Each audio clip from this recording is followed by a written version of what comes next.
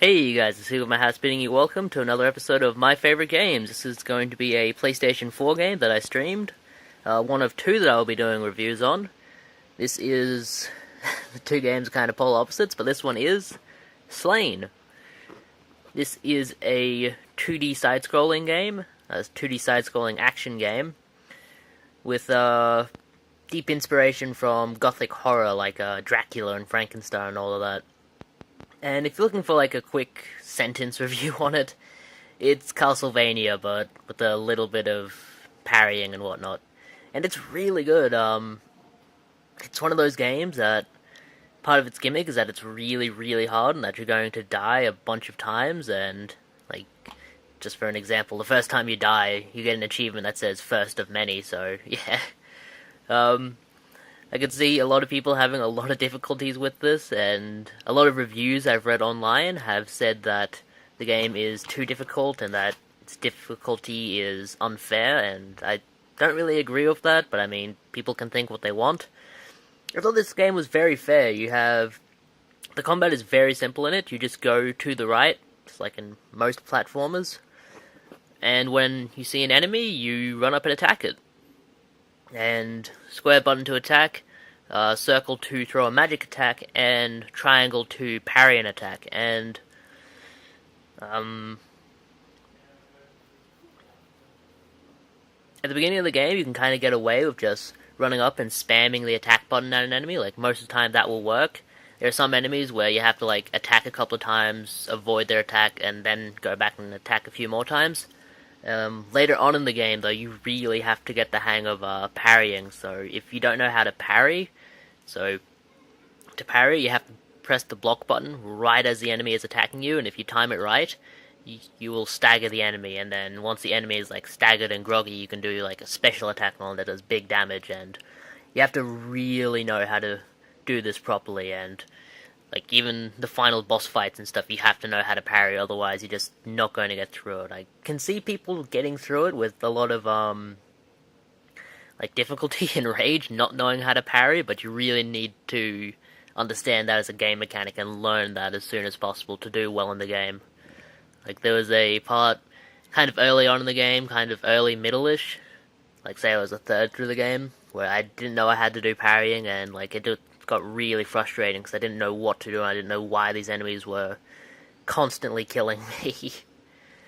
But it's pretty fair with deaths. Once you die, you go back to a checkpoint, and there are a bunch of checkpoints and levels. Like, you'll fight through a couple of hordes of enemies, do a little bit of platforming, dodge some traps, then you'll get to a checkpoint.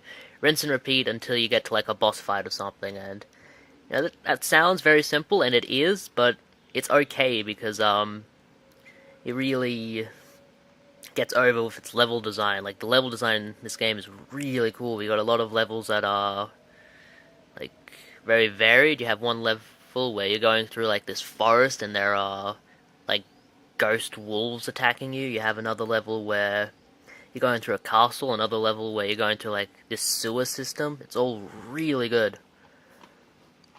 There's a lot of variety in the enemies. Every level has its own enemies. There are some levels where like you transform into a wolf and you go through this like auto running section, and I found those pretty easy. I can see people having difficulty with those. The music is really good in this. It's heavy metal inspired.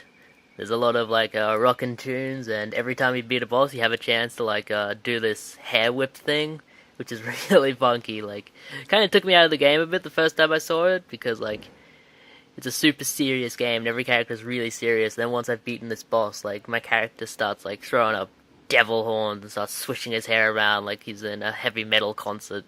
It was kind of wacky, but I mean, it kind of fits with the tone of the game. But it's really good. I definitely recommend this if you want to give it a try. It's pretty cheap. It has retro-inspired graphics, you know, pixels and stuff. But the pixel graphics look really good, like, probably not the best I've ever seen, but it does look pretty good. And the final boss battle is against this giant dragon, and I mean, the animation on that dragon is so cool looking. Like, a lot of retro-inspired games, they'll be retro-inspired and have like those pixel graphics because they want to kind of be lazy with it and they don't want to make their own super detailed graphics, but this one It has those retro graphics, but it puts a lot of detail in them. So, I mean, it looks better than any Castlevania game that's ever come out, which is pretty cool. I mean, this game is a lot like Castlevania, but that's a good thing. I mean, it takes inspiration from Castlevania more than trying to like rip it off or something.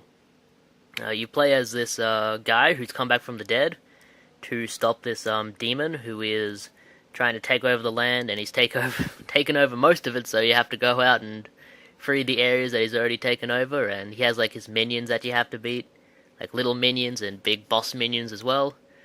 And it's pretty good. You can kind of choose what levels you want to go to first. Well, you have to start with the first couple of levels, and then you can go to like a kind of base world where you can choose what level you want to go to after that. And there's like a character, this old witch hag, that kind of gives you advice of what level you should go to first, but you can kind of go to any one you want, which is nice.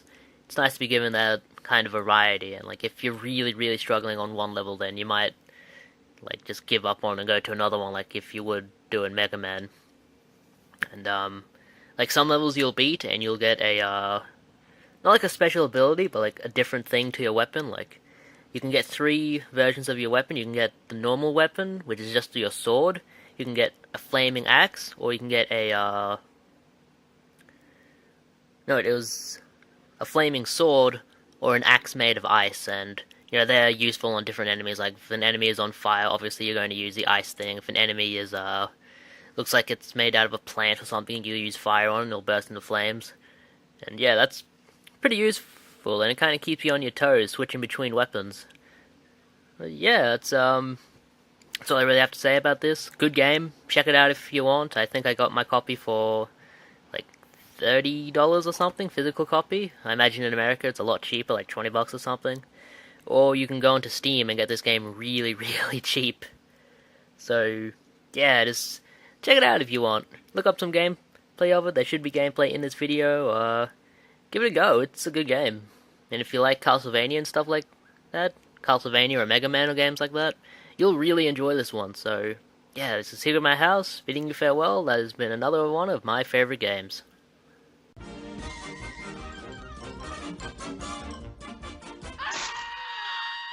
And that's all, folks.